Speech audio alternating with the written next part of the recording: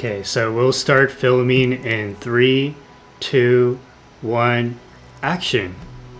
Hey YouTube, TurtleLags here, bringing you another AFK journey video. We are live here on Twitch chat. You can say hi to YouTube, your mom, your future self, whoever you want. And I'm very excited because we've actually spent the last 2 hours with Twitch chat basically understanding the pathing, the optimal pathing for Clash Fronts, as well as building teams for free-to-play players as well as the average whale. And this has been a very exciting brainstorm event for us, and I'm going to share our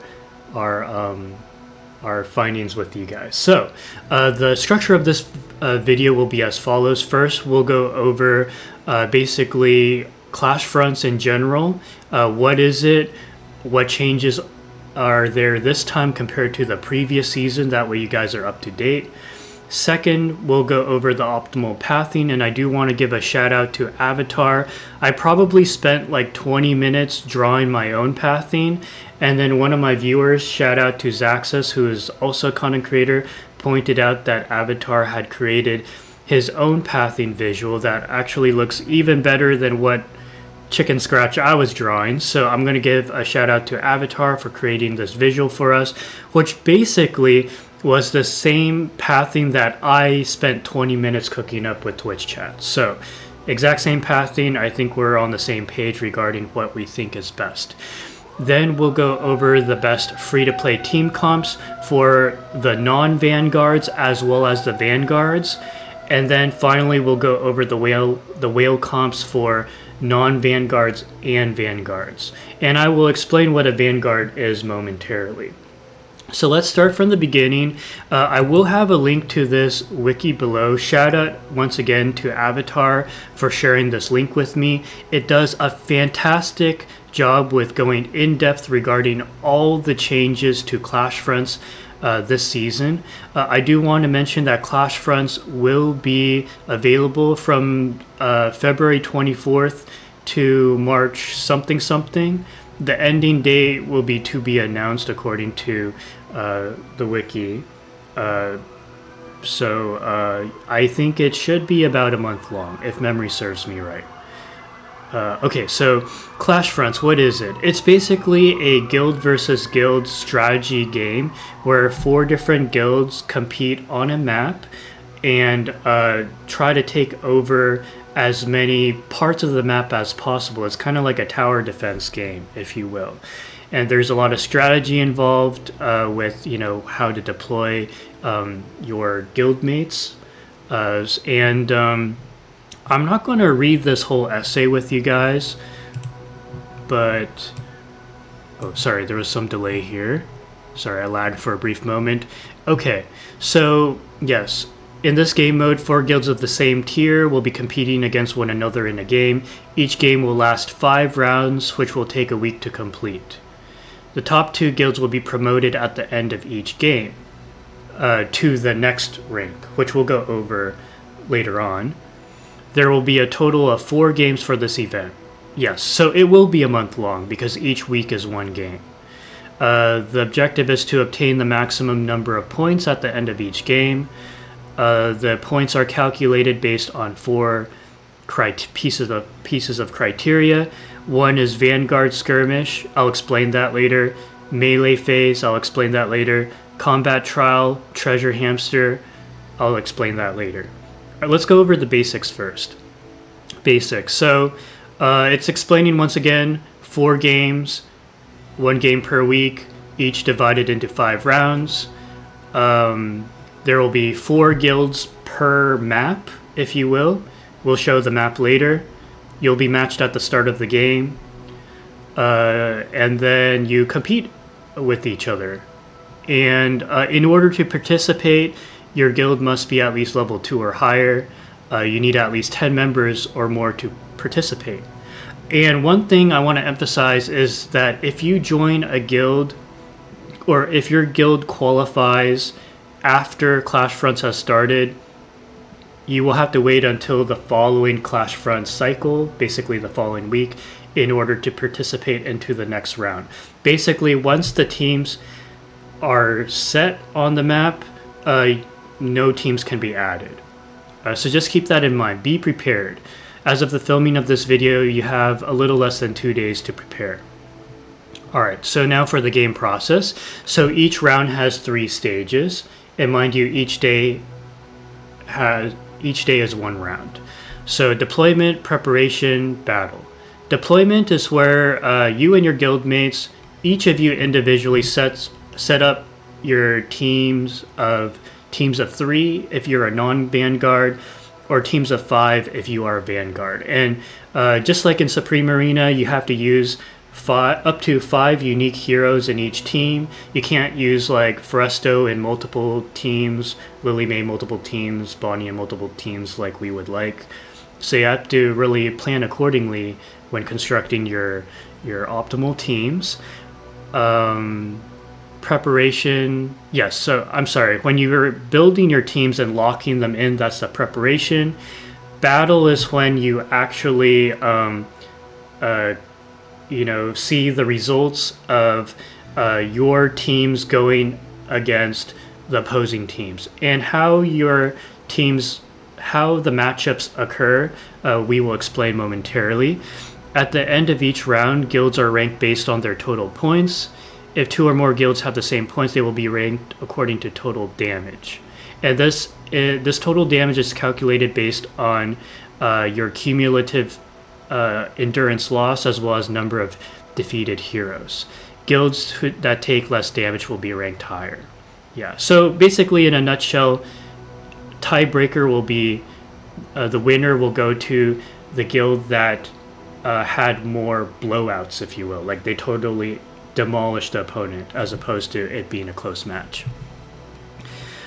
Okay, so the rules. Clash Frontiers, there's 6 tiers.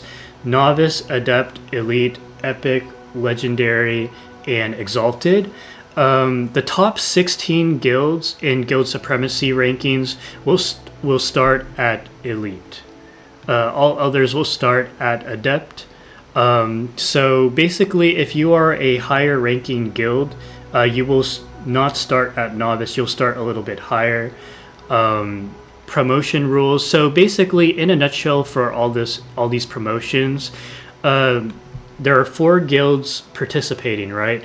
The top 2 guilds will move on to the next tier, and the 2 lower ranking guilds will stay in the same tier.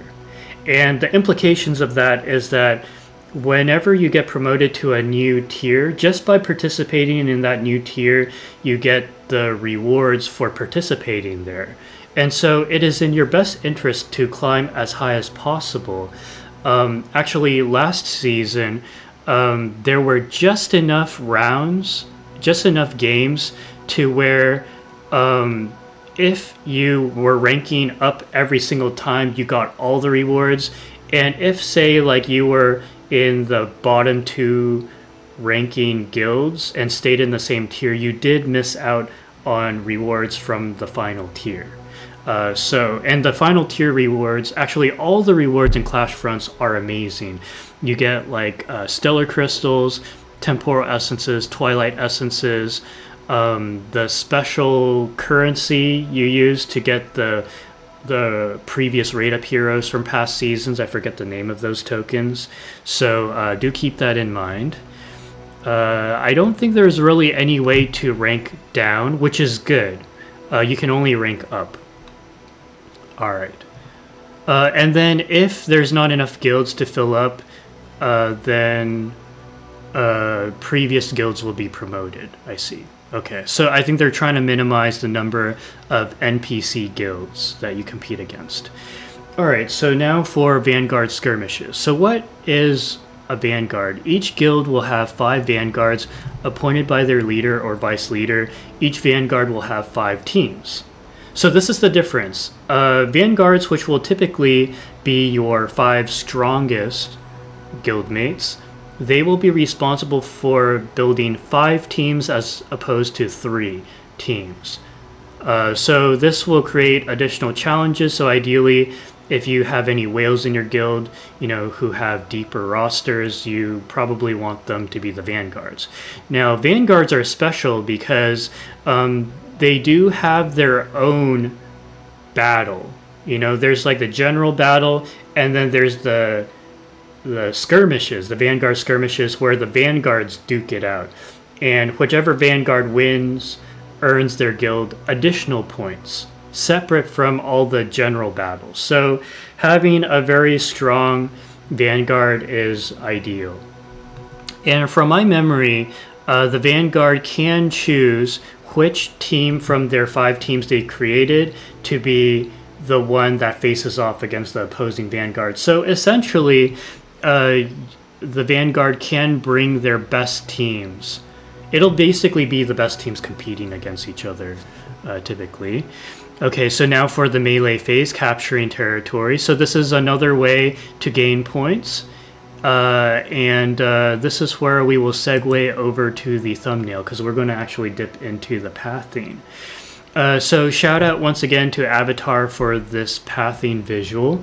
Basically, the way this works is we're going to pretend. So you notice here on the map that there's 4 different teams. There's Team Gold, Team Aqua, Team Purple, Team Red. And then there's additional territories yet to be conquered. One thing to note is that the difference between this season compared to previous season's map are the point distributions, the terrain that can be conquered, and also the pathing to those territories. Let me explain further. So you'll notice that each one of these, gold, aqua, purple, and red, they do have their own mini territory that could be conquered further, or additional territory that can be conquered by another person. Oh wait, no. Okay, if memory serves me, actually I stand corrected. So I think they're deploying. Actually, I'm not so sure. But anyways, it doesn't matter. It doesn't affect the pathing. So the pathing will be as follows. From what I understand from this map, each team, each guild has their own free base. So that's denoted by gold 2, aqua 2, purple 2, and red 2. Typically what you will do, like let's say we're the gold team, you're going to want to conquer base 4. So if you're gold or aqua, you're going to want to, in addition to defending your free base, you want to conquer either base 4 or base 2. So if you're red or purple, you want to conquer base 2. If you are gold, aqua, you want to conquer base 4. So we're gold, so we want to conquer base 4. What we recommend is that because gold 2 is not under any threat from the red team on round 1,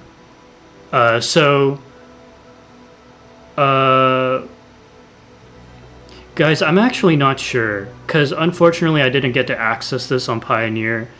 What some content creators are saying is that you go all out on the base in the center, because this is the quickest path to the headquarters. You notice the point distribution. You have 100, you have 200, 250. Yeah. Okay, it's like this. There's 2 ways to do it. There's the whale guild, and then there's the free-to-play guild. If you are a free-to-play guild, you are going to take this. You're going to go all in on base 4 on round 1. Then you're going to go all in on base 3. And then you're going to go all in on the headquarters, because the headquarters give the most points. And if you are a free-to-play guild, you're going to need every single guildmate. Because the way that the matchups work is that it goes by power. Highest power goes against each other. If someone gets knocked out, the next highest power goes up, and then they fight. And then every time a battle occurs, the surviving team sustains some endurance loss, and the endurance loss affects their stats, like their damage output, the damage. I don't know if it affects the damage they take, but anyways, you perform worse the more battles you undergo. Whale guilds will have an advantage in this style of Clash Fronts, this season's Clash Fronts, because guilds who have a deeper roster, higher powered roster, their best teams will smash the best teams, and it just lines up like a domino kind of thing.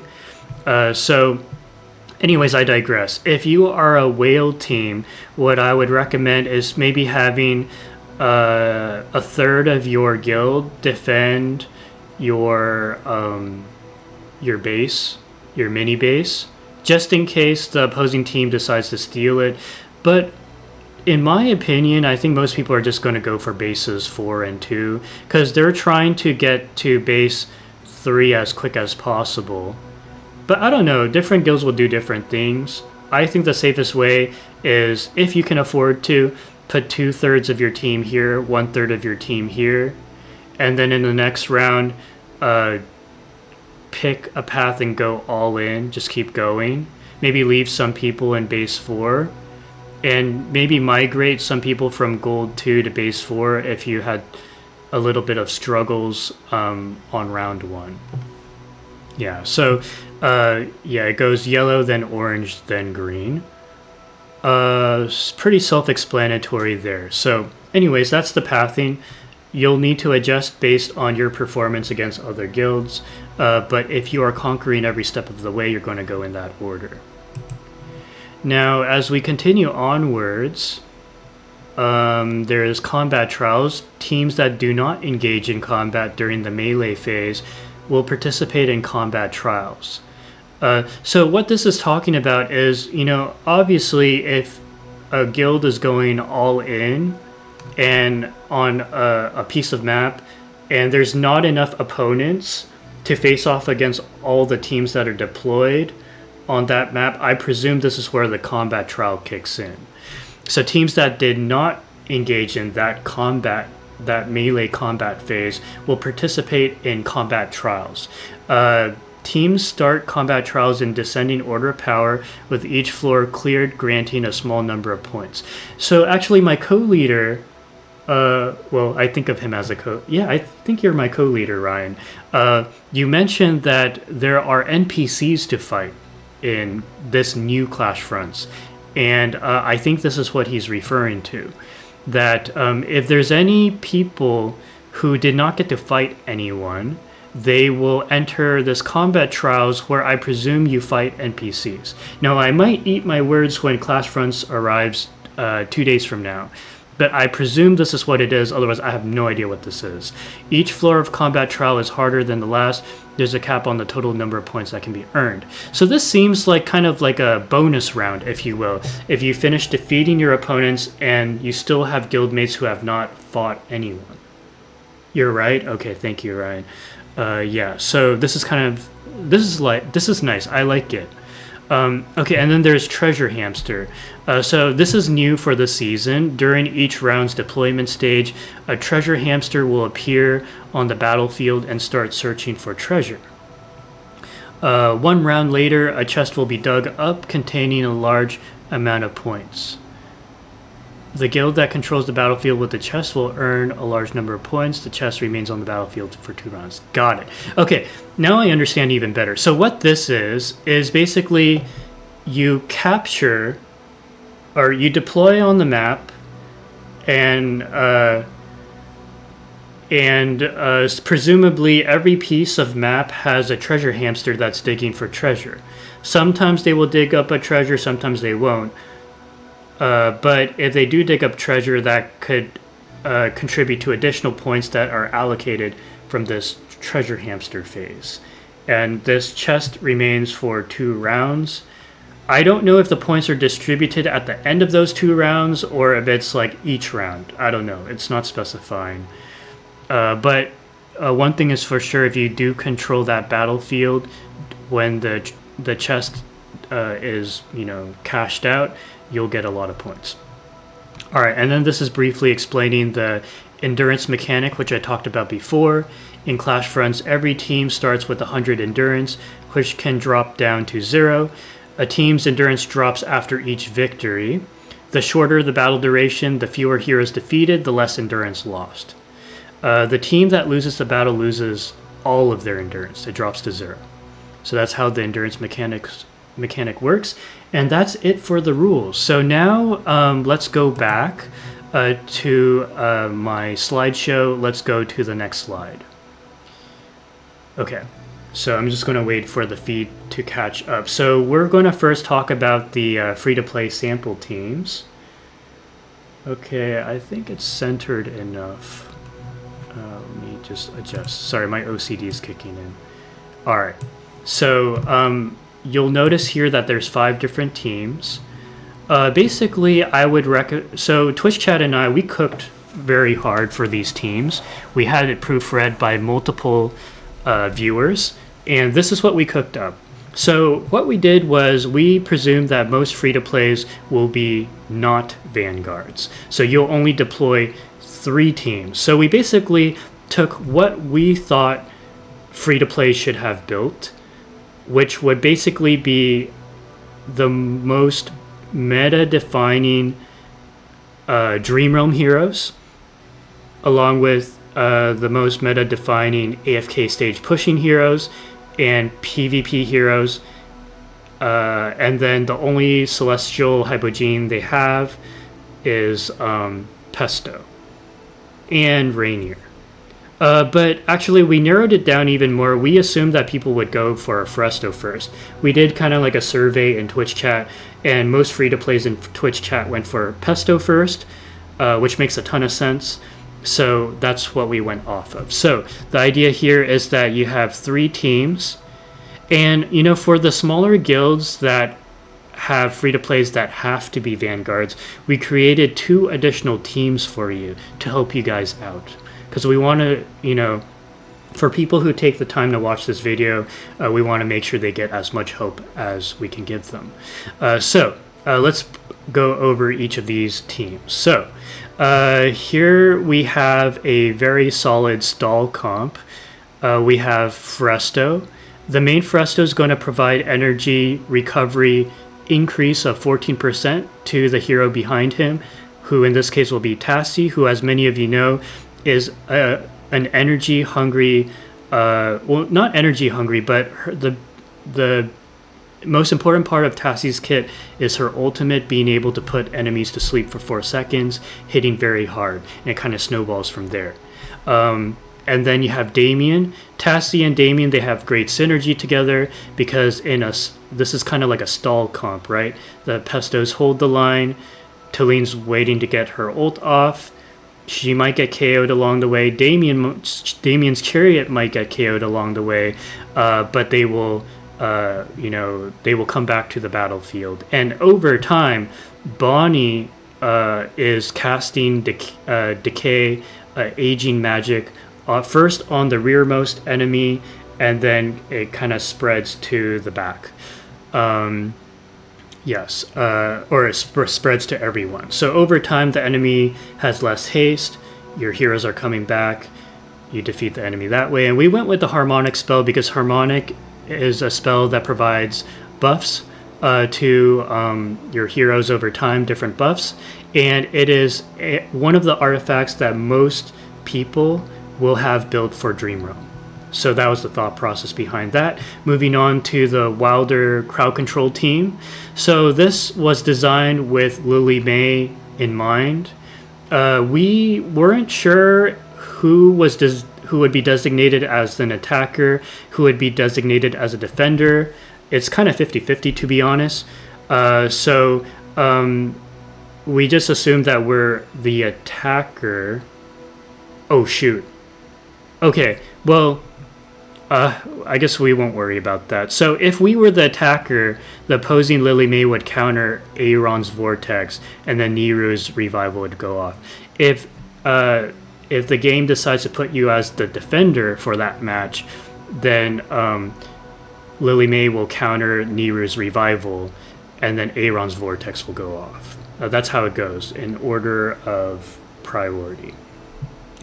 It doesn't matter. Okay, so basically you have a Wilder shell, which is very powerful because Wilder faction talent is one of the strongest for this season, given that the two rearmost allies in these two exact positions here will be on the glowy McDouble tiles, allowing them to not be targetable for X amount of seconds.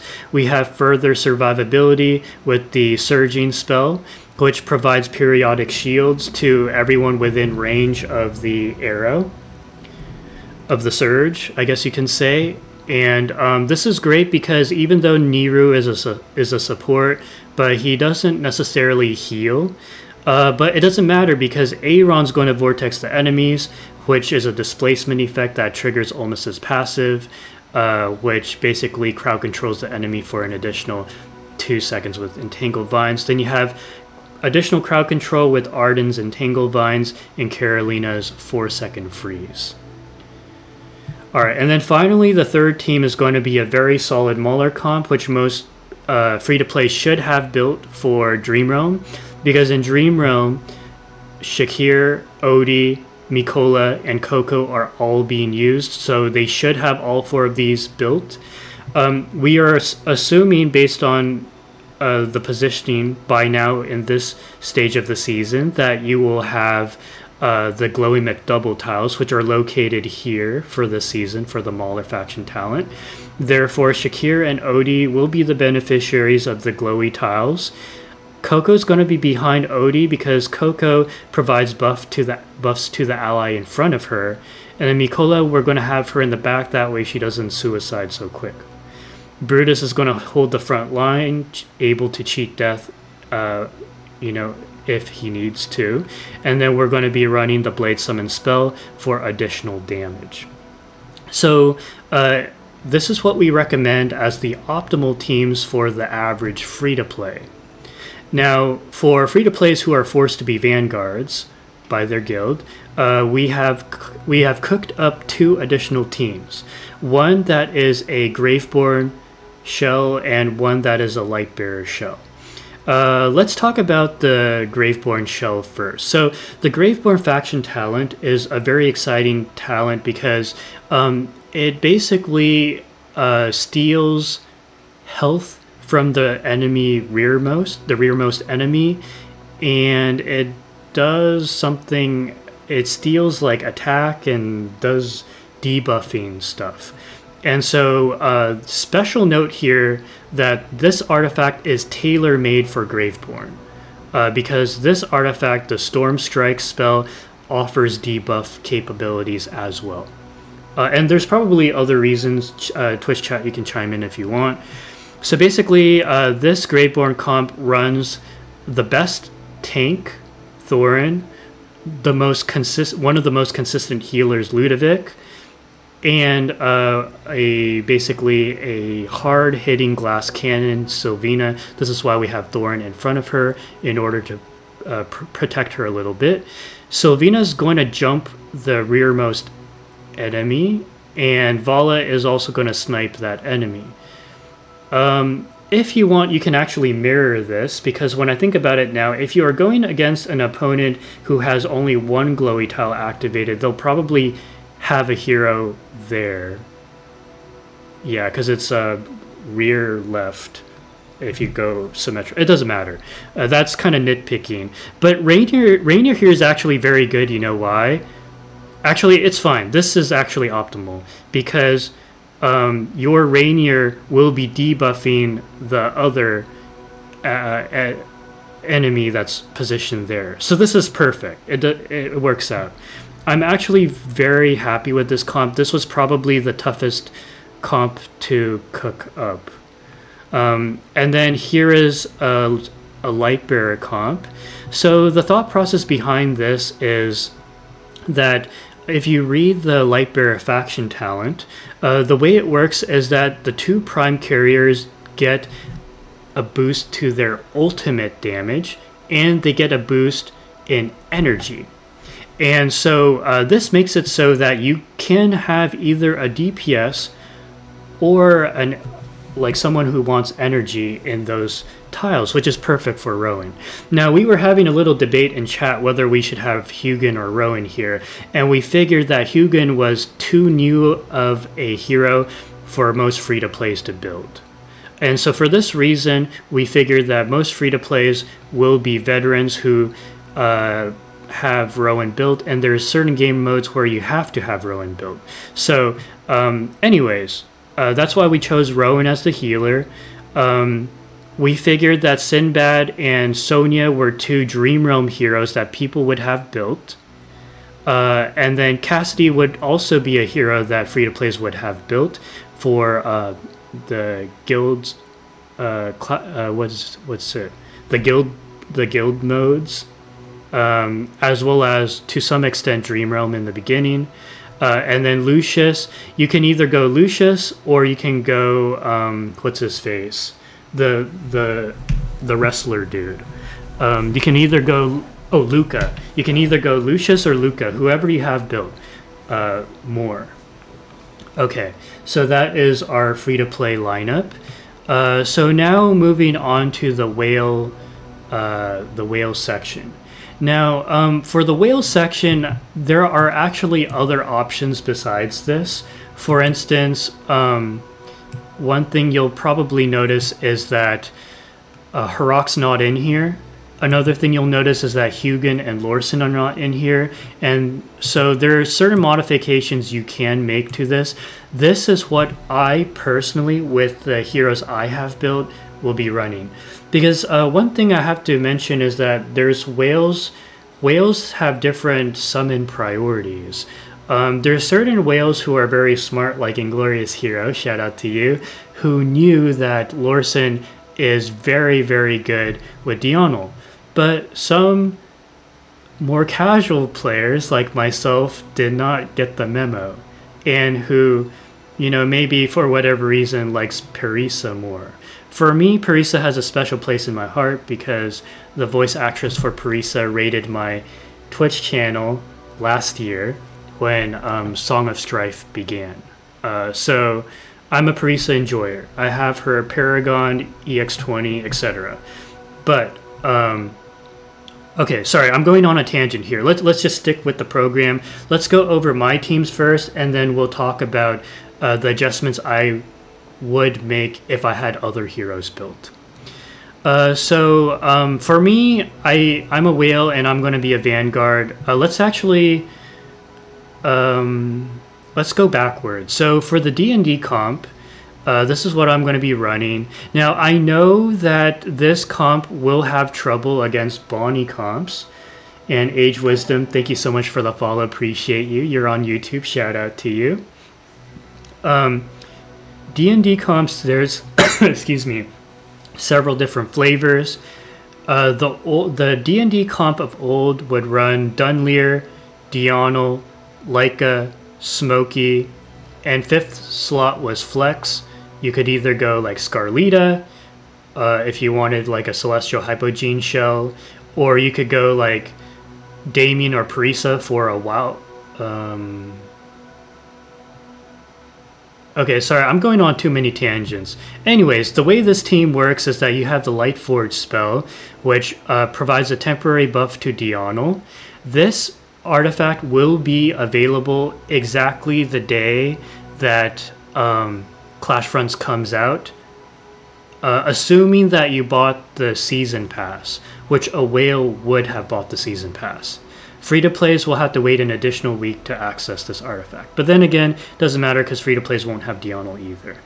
Alright, so basically, you know, the D&D comp runs the Dunleer Diurnal shell. You're probably going to go Spellbind to lock down all ultimates. That way you can shut down opposing Aeron comps.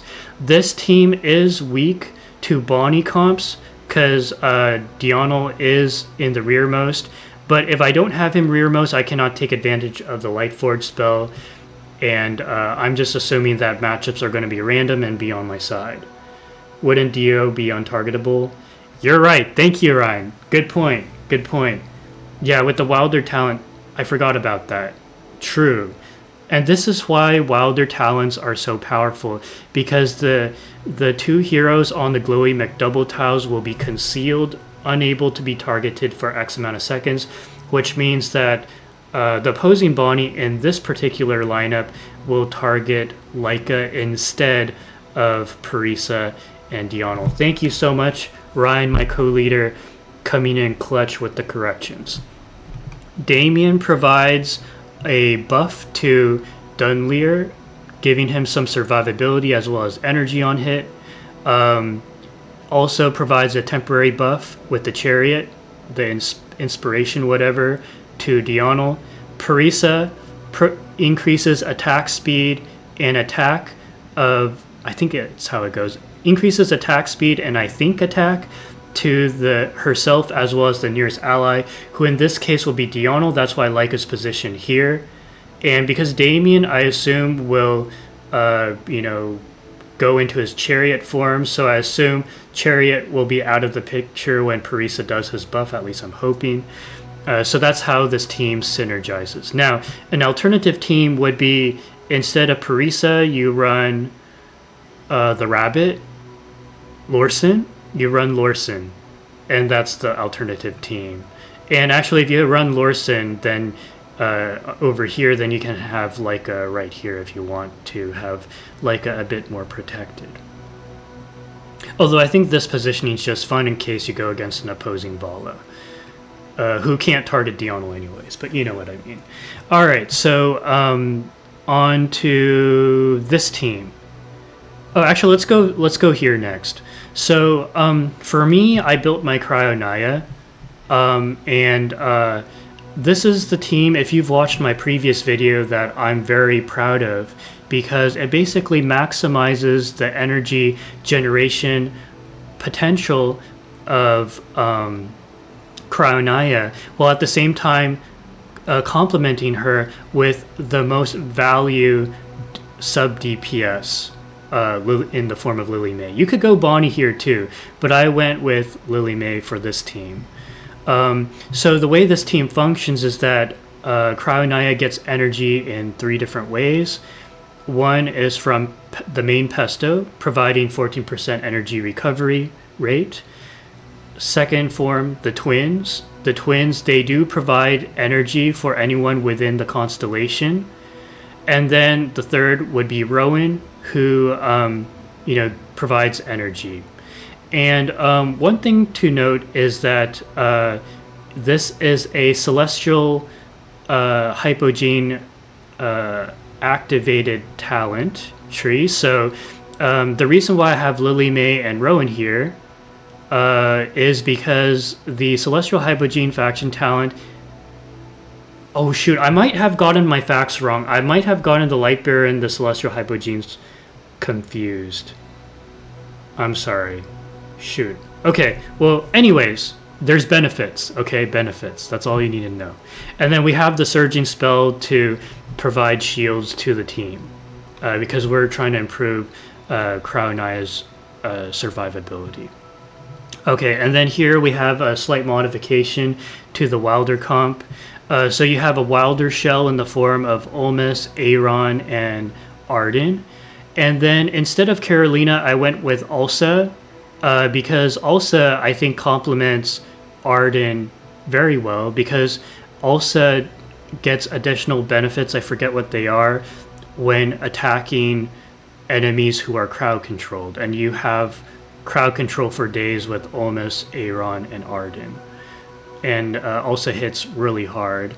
And then Niru is here to bait opposing Lily Mays, assuming you are in the attacker position. And then we are complementing this team with the Snowman spell at the recommendation of some of Twitch chat, to serve as a decoy with the snowman that draws attention, right? And this is one of the artifacts that people will have built. Okay, so moving on to a Graveborn Shell team. So this team, actually, I have to give this one to Twitch chat. My hat to you, because I was really agonizing over taking Pesto away from Talene and Tassie. but we found a comp that I'm very confident in. So the way this team works is that you have the Graveborn Shell, Thorin, Ludovic, Bonnie. Bonnie is positioned here, not here, in case you are going against an opposing Bonnie. The decay will start first on Talene as opposed to your Bonnie, which is ideal. You're running the Storm Strike spell for additional debuffs that synergizes with the Graveborn tiles. You can read up on it at your leisure. And then you have Tassie. So this is great because you have a bit of recursion with Tassie and Talene. You have a bit of crowd control with Talene. I'm sorry, with Tassie. You have damage, a lot of damage. Yeah, it kind of does the stall tactic, but in a different way. Because you have a very bursty healer, you have a very bursty tank in terms of like the Thorin cheese. I like this team very much. I'm hopeful that it performs well. And then the final team, we're pretty much putting together a very solid Mauler comp that I think is still the best team for free-to-plays as well. I didn't really change it. I think the only difference here is that I nestled Mikola between the three heroes. I don't know why I did that. I think I just like Mikola to be close to everyone. But you could have Mikola far away too. I think I did this also so that, I don't know, it was a bit arbitrary. And then we go with the Blade Summon spell. So that pretty much wraps it up for this video. I hope this is not an hour long. I apologize for the, the talking, I guess you can say, but I hope you found this informative. If you have any questions or if you have anything that you want to contribute, feel free to leave a comment section below. You can also stop by my Discord and offer your own suggestions or ask a question about why this, why that, For Heroic enjoyers, if you have Cryonaya as well, one team to consider is taking Lily May out to put somewhere else. Move Lila one tile back, and then going Heroic over here. Heroic and Cryonaya share the same class, Hypogean, which means both of them will get energy and heals. And the additional benefit to doing it that way is that if the opponent targets your rearmost, it'll target the twins as opposed to Rowan.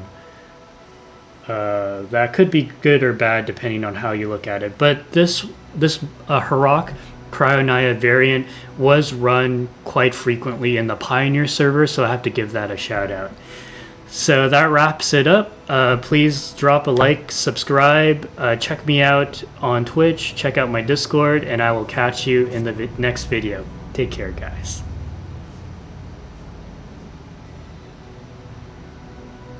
Okay, I am done. So that was, oh my god, this is a 45-minute video, rip.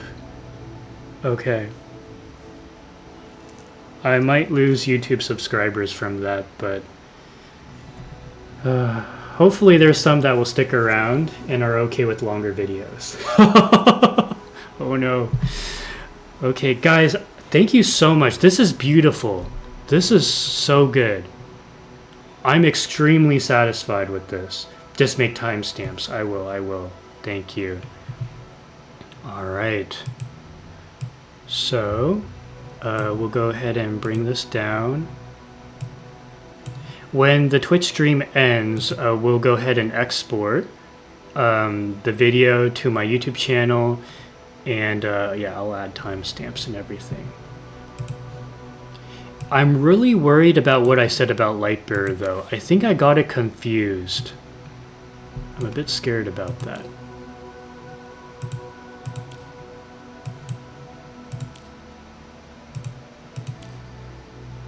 Shoot.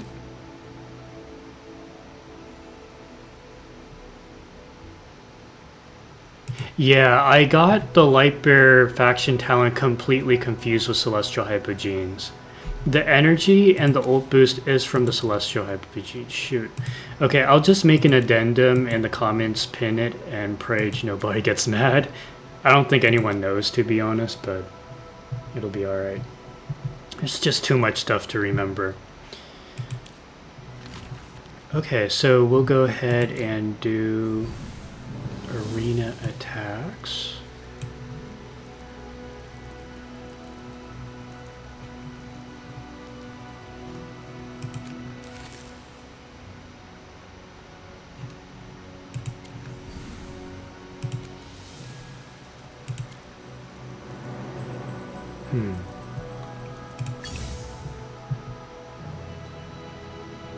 Okay, I'm gonna leave the top players alone now.